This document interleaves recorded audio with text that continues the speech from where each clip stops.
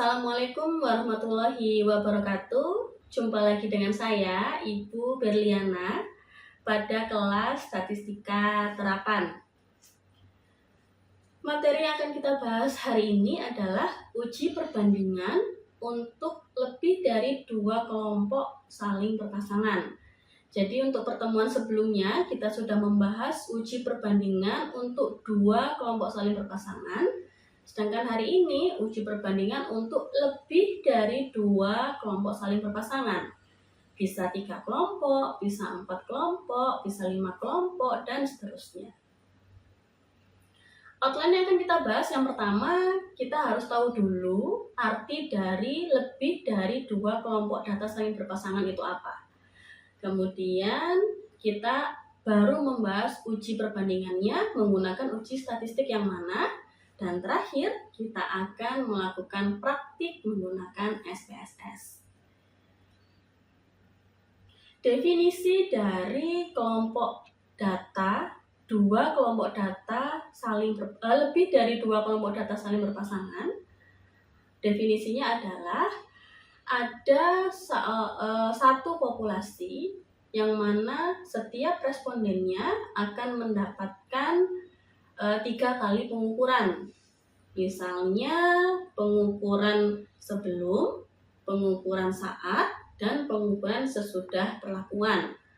Atau contoh lain, definisi dari 3 kelompok data saling berpasangan. Contohnya saya misalnya selaku responden, saya akan mendapatkan 3 perlakuan. Saya mendapatkan perlakuan A, kemudian saya mendapatkan perlakuan B, dan saya juga akan mendapatkan perlakuan C.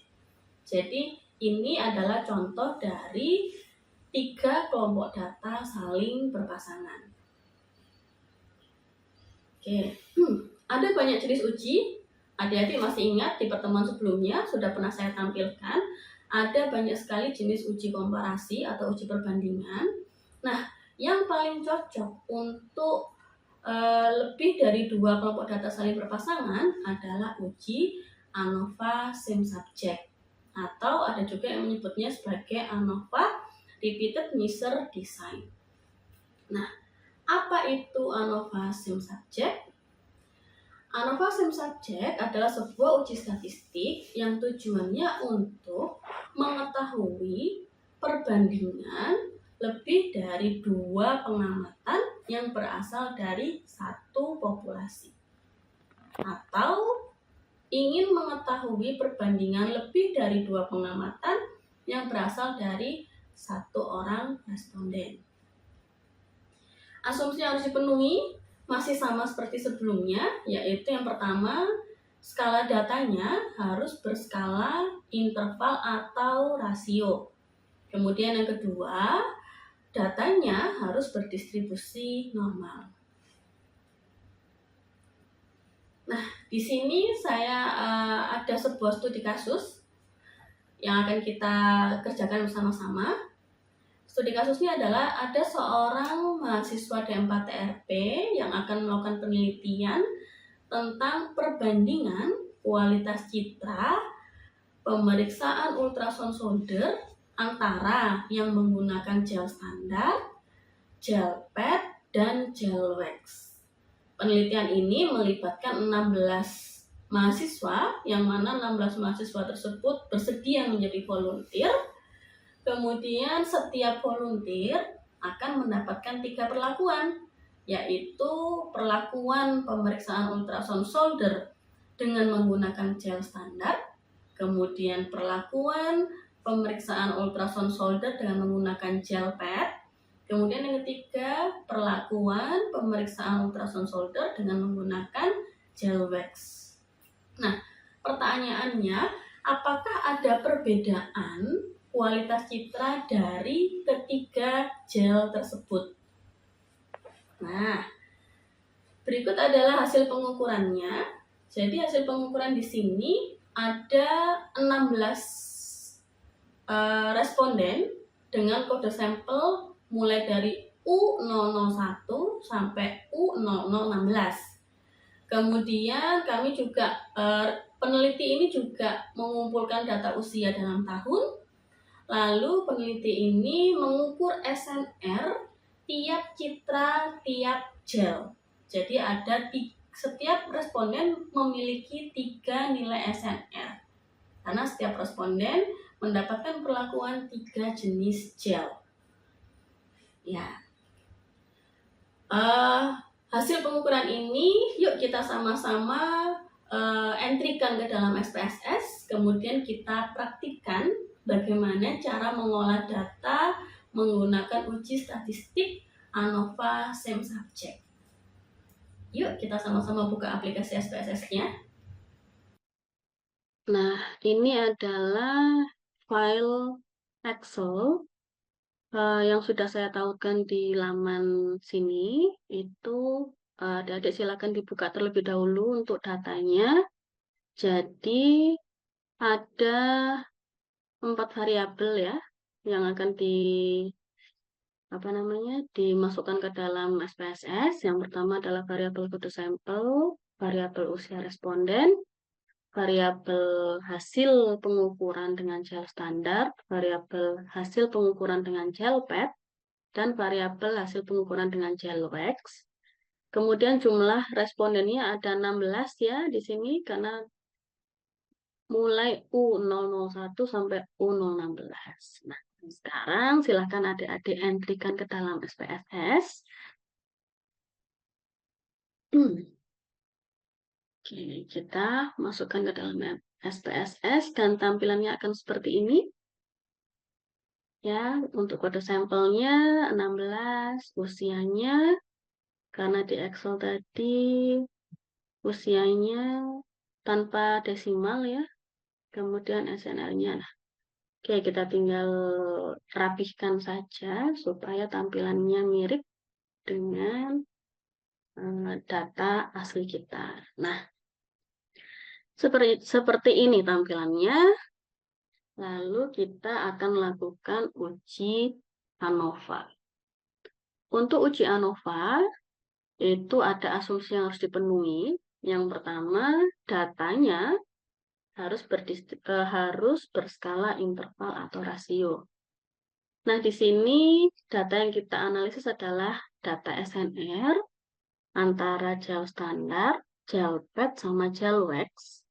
Dan ketiga, hasil pengukuran SNR-nya ini merupakan data berskala rasio. Jadi, asumsi pertama telah terpenuhi. Kemudian ada asumsi kedua, yaitu harus berdistribusi normal. Nah, berarti kita lakukan uji normalitas terlebih dahulu. Dengan cara klik Analyze, lalu pilih Explore. Ya, kita pindahkan terlebih dahulu variabel yang akan dianalisis. Kita pilih Plots, lalu kita centang Normality Plot with Test. Lalu oke. Dan hasilnya adalah seperti ini. Lagi-lagi karena respondennya sedikit alias kurang dari 30, maka yang dibaca adalah hasil uji Shapiro-Wilk. Nilai signifikansinya ketika variabel ini lebih dari 0,05 ya, hipotesis statistik, silakan disusun terlebih dahulu. Artinya H0 diterima, maka seluruh atau ketiga data ini berdistribusi normal. Jadi asumsi kedua telah terpenuhi. Jadi data berskala rasio dan berdistribusi normal. Oke, datanya aman, maka kita lakukan uji ANOVA Same Subject. Yang pertama, kita klik Analyze, lalu kita pilih General Linear Model, kita pilih Repeat Measure. Kemudian untuk ini kita ubah dulu menjadi gel, dan number of levelnya 3. Kenapa? Karena ada gel standar, gel pad, dan gel wax. Jadi ada 3 perlakuan.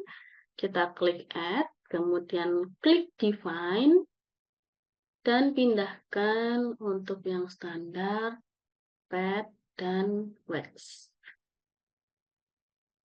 Oke, ketika sudah dipindahkan, lalu kita klik OK, dan hasilnya akan ada banyak sekali tabel. Yang perlu kita baca adalah yang tabel ini saja. Nah, kita pilih yang gel, kemudian ada macam-macam metode. Kita gunakan saja yang paling atas, yaitu sphericity assume, dan fokus ke nilai signifikansinya. Di sini nilai signifikansinya kurang dari 0,05 alias H0 ditolak. Kita susun dulu hipotesis statistiknya. H0 tidak ada perbedaan antara ketiga kelompok, dan H1 minimal ada satu pasang kelompok yang memiliki perbedaan. Nah, kira-kira kelompok mana yang berbeda? Apakah kelompok standar dengan gel pad, atau kelompok standar dengan gel wax, atau mungkin kelompok gel pad dengan gel wax? Cara untuk mengetahui pasangan mana yang berbeda, kita menggunakan uji Perthes. Nah, yuk kita sama-sama lakukan uji lanjutan dengan menggunakan uji Perthes. Seperti ini. Kita pindahkan dulu standar dengan pad. Lalu kita pindahkan standar dengan wax. Dan terakhir pad dengan wax. Jadi, kita akan melakukan uji analisis perbandingan secara langsung dengan 3 kelompok atau 3 pasangan, yaitu pasangan yang pertama standar dengan pad, pasangan yang kedua standar dengan wax, dan pasangan yang ketiga pad dengan wax. Ya, ada 3 pasang, kita lihat mana yang ada perbedaannya. Lalu kita klik OK. Hasilnya adalah, kita fokus yang bawah ini ya, hasilnya ternyata gel standar dengan gel pad itu ada beda. Kemudian gel standar dengan gel wax tidak ada beda. Gel pad dengan gel wax ada beda. Maka dapat disimpulkan bahwasannya gel pad inilah yang membuat beda. Ya, jadi kualitas yang menggunakan gel standar sama dengan kualitas yang menggunakan gel wax. Sedangkan kualitas yang menggunakan gel pad itu berbeda dengan kualitas gel standar maupun gel wax. Lalu kita lihat hasilnya di rata-rata nilai SNR. Ternyata gel standar 96 rata-ratanya. Gel wax juga sama 96. Jadi nilainya lebih tinggi daripada gel pad. Gel pad justru yang hanya 90 nilai SNR-nya. Maka gel pad tidak bisa dijadikan pengganti dari gel standar. Yang bisa dijadikan pengganti adalah gel wax. Kenapa? Karena hasil kualitas citranya antara yang menggunakan gel wax sama gel standar itu sama atau mirip, sama-sama bagusnya. Jadi itu adalah cara menginterpretasi hasil statistiknya. Ya, silahkan adik-adik ulangi lagi tahapan cara pengolahan ANOVA SEM subjek ini supaya lebih yakin dan lebih paham bagaimana tahapan mulai dari normalitas, ANOVA SEM subjek, kemudian berakhir ke Perthes. Itu saja untuk hari ini. Akhir kata, wassalamualaikum warahmatullahi wabarakatuh.